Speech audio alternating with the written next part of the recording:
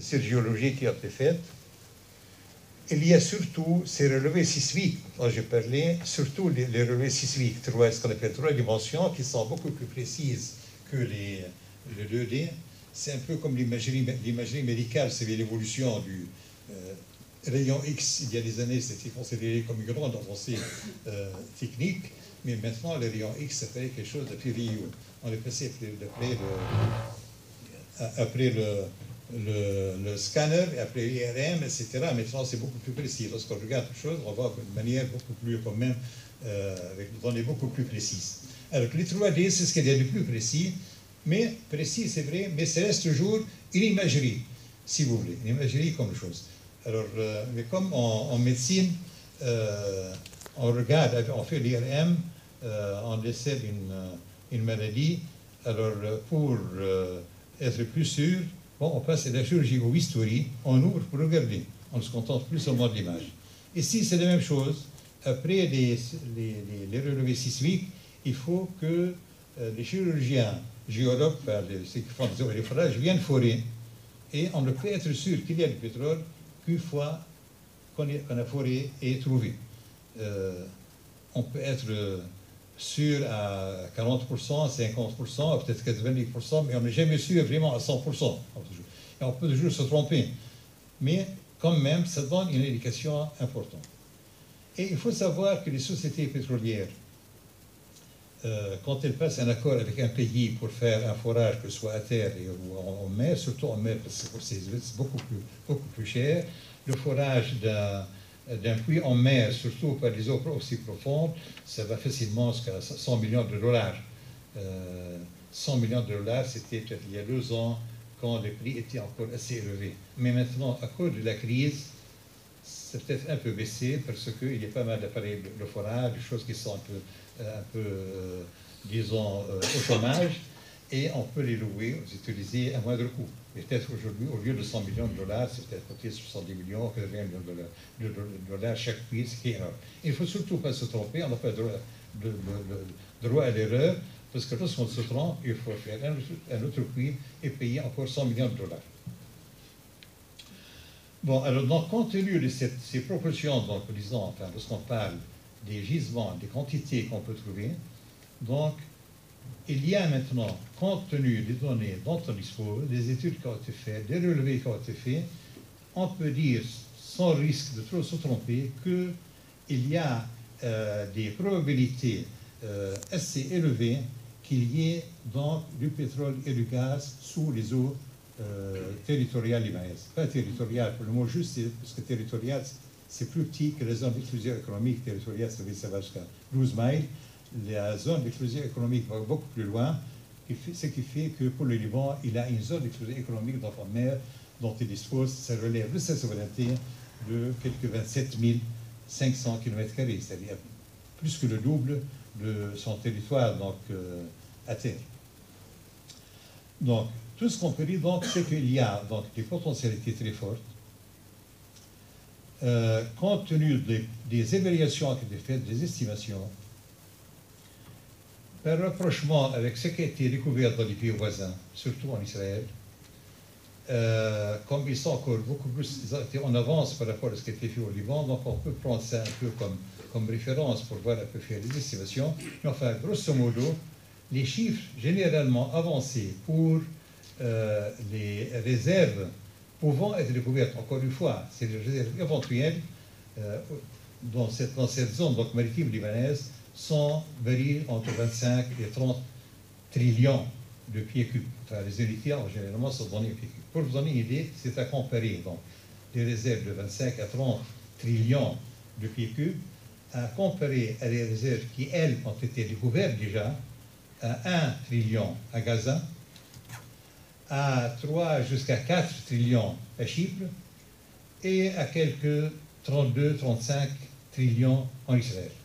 Bien qu'en Israël, on ait annoncé dernièrement, le ministre de l'Énergie, comme quoi Israël s'attend à la découverte, toujours dans les eaux israéliennes, de réserves qui pourront être le double de Léviathan, qui est le plus important, et le quadruple de Tamar.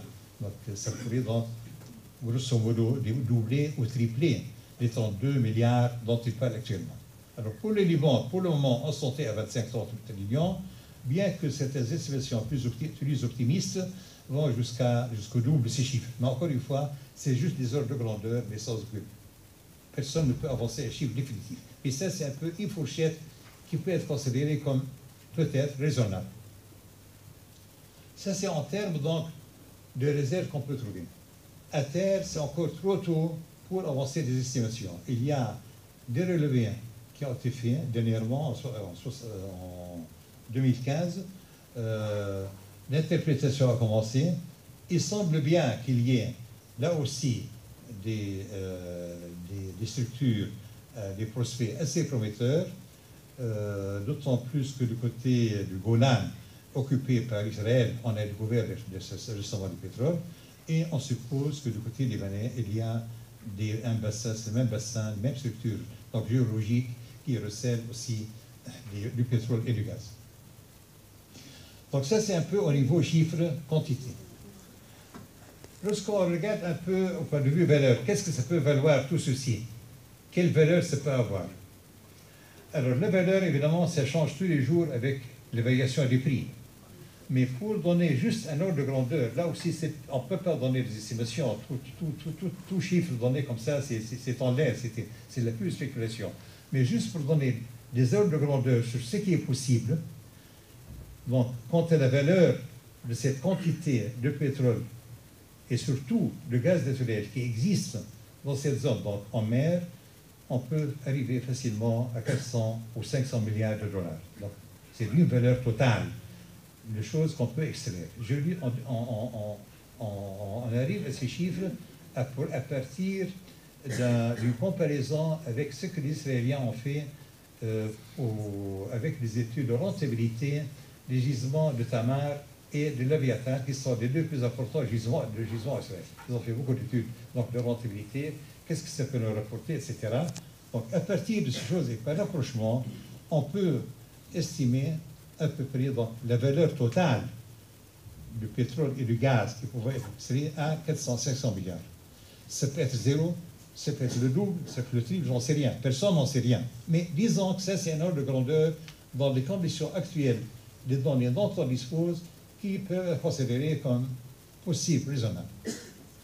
Ça, c'est le total de la valeur qui existe. Mais le total de la valeur ne correspond pas à ce que le pays peut gagner. Parce que pour avoir cette quantité, il y a quand même une partie de cette chose qui va à l'autre partie. Il y a tout d'abord tous les coûts d'exploration, les coûts de développement, etc.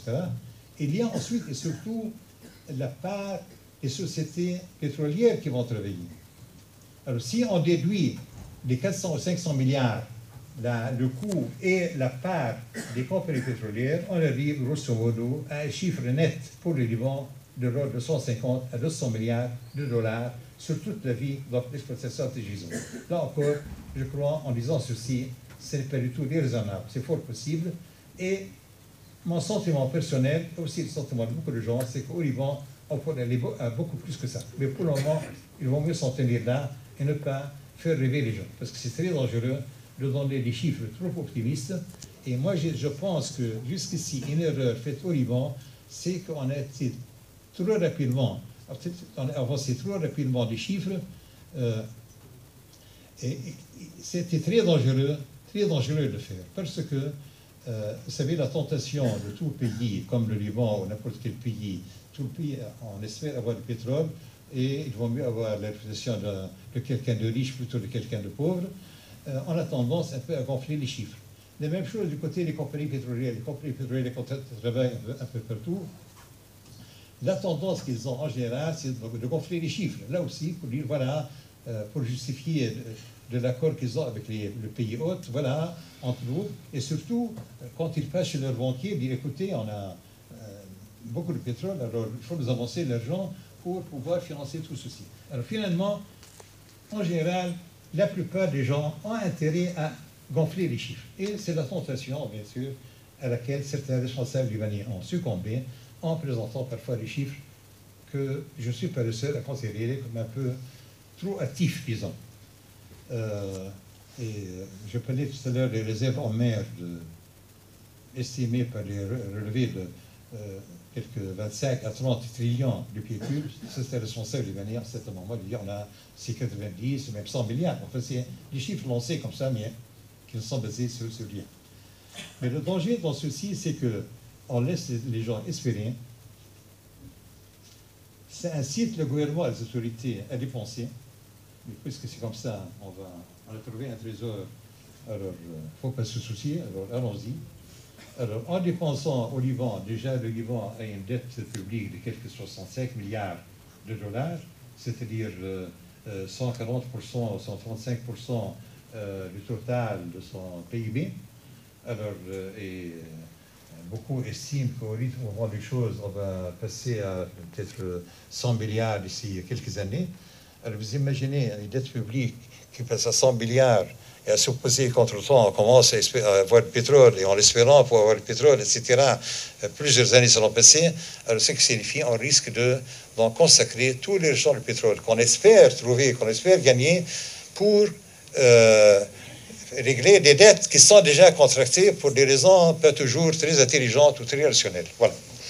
Alors ça, c'est un grand erreur. Pour ça, il vaut mieux être très prudent. Alors ça, c'est au point de vue, donc, les potentialités qui existent dans ce pays. Pour juste être plus complet, je crois qu'il faut dire aussi que lorsqu'on pense au pétrole et aux revenus qu'on peut espérer, trop souvent on s'arrête à ce chiffre de revenus. Combien on va pouvoir extraire, combien on va pouvoir vendre, donc quels sont nos revenus pétroliers. Mais la question, l'histoire ne s'arrête pas là, parce que avoir une industrie pétrolière, ça signifie déjà qu'il y a des sociétés qui vont venir travailler. Il y a des milliards de dollars qui vont être investis, c'est-à-dire pour venir, il y a des gens qui vont venir, il y a des étrangers qui vont s'installer, acheter et louer des appartements, il y a des dépenses pour faire des opérations, il y a des équipements achetés, il y a des routes à construire, il y a. Donc, beaucoup d'investissements qui vont être faits donc, avant même la découverte. Donc, en supposant que les Liban fassent des accords, on commence, les sociétés pétrolières commencent à travailler et qu'à Dieu ne plaise, on ne trouve rien. C'est vrai, c'est dommage, ces choses, mais il n'en reste pas moins qu'entre-temps, il y a quand même des milliards de dollars qui ont été investis dans le pays. Mais encore une fois, il faut espérer qu'on ira plus loin. Donc ça, c'est déjà donc, un autre effet, une autre conséquence de la chose pétrolière, parce qu'il y a donc les effets directs, les plus visibles qu'on a, de l'argent qui entre dans le budget parce qu'on a vendu, parce que les compagnies pétrolières ont payé, mais il y a pas mal de nombreux effets invisibles, plutôt directs ou indirects, soit monétaires sous forme d'investissement, de revenus de toutes sortes, etc., que sous forme de stimulation, d'encouragement à d'autres secteurs. Parce que quand il y a une industrie pétrolière, ça signifie donc qu'il y a des rentrées. Donc on va lancer de nombreux projets dans différents domaines.